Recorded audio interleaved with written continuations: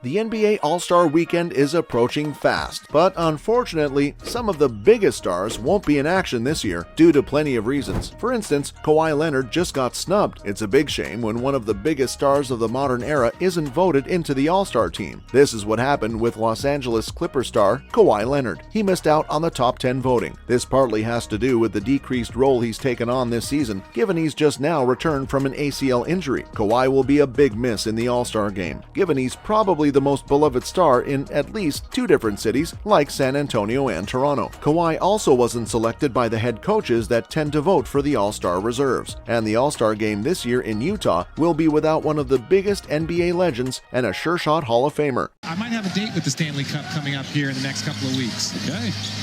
Also, the national championship game was just played down.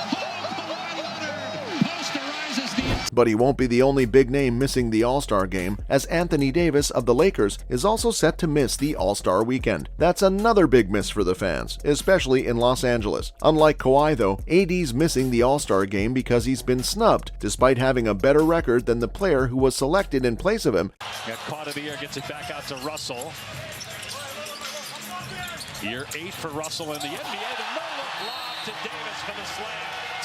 Jared Jackson Jr. Some stats favor JJJ, of course, some favor AD, but most people would tell you that Davis should have gotten the call-up ahead of the Grizzlies' ace. Either way, the concern over AD's selection was also based on the number of games he's missed. That's a valid concern, yes, but how does that justify the selection of Zion Williamson or Paul George or many other names? Those players have missed nearly the same amount of games as AD, and that's why it's a snub that doesn't make much sense. However, not all the players missing the All-Star game have been outrightly snubbed. Zion Williamson, despite being selected, will miss the All-Star game. Yeah, that's right. The former #1 pick has been struggling with a hamstring injury as of late, and hasn't been available for selection for the Pelicans either for quite some time now. That's why he's pulled out of the All-Star weekend. And the New Orleans fans will be hoping that Zion can make a swift comeback after the All-Star break, because they desperately need to put together a good run now, after slipping from being the second seed at one point to falling well below the playoff spots. But he's not the only unlucky player to be selected and to still miss out on an All-Star appearance.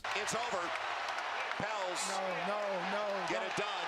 And on the spin and the reverse, the slam by Zion. As the greatest sniper in NBA's history will also watch the All-Star game from distance. Yep, you got that right. Steph Curry won't be in Salt Lake City for the All-Star Showdown. The reigning Finals MVP and the star of the Dub Nation has been struggling with some major injury concerns this season. After missing out on nearly a month of action in December and January, Steph finds himself on the sidelines with another injury, and he won't recover in time for the All-Star Showdown in Utah. It's a big loss for the fans who'd bought the tickets, hoping to catch a glimpse of Steph's madness. Meanwhile, the Golden State fans will be biting on their nails, hoping that Steph can make a comeback quickly, because the Western Conference is heating up nicely with more than a dozen teams in contention for playoff spots.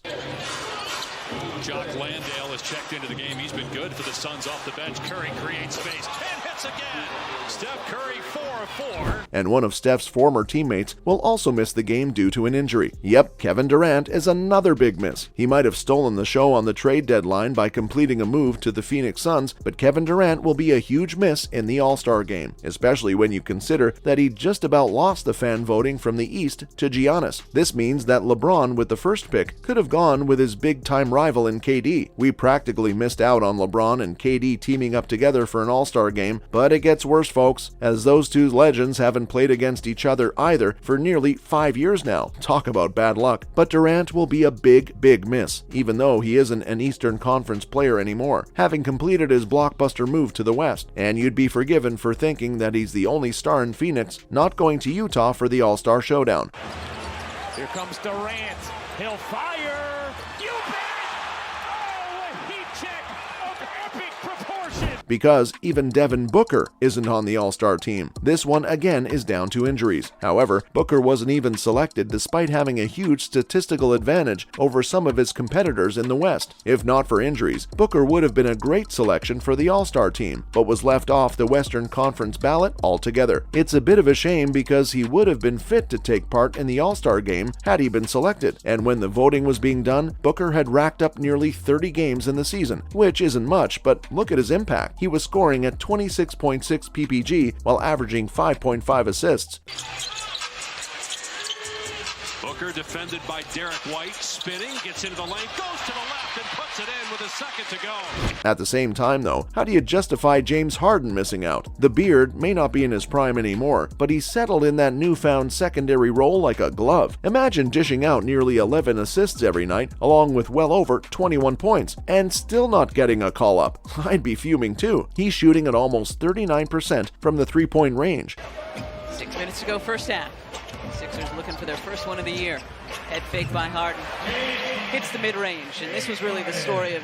Unfair, very much like the Jimmy Butler snub. I can't understand this either. Alright, some injury concerns might have led to the snub, but Butler's been probably the best all-around player for Miami this season. The inbounds thrower.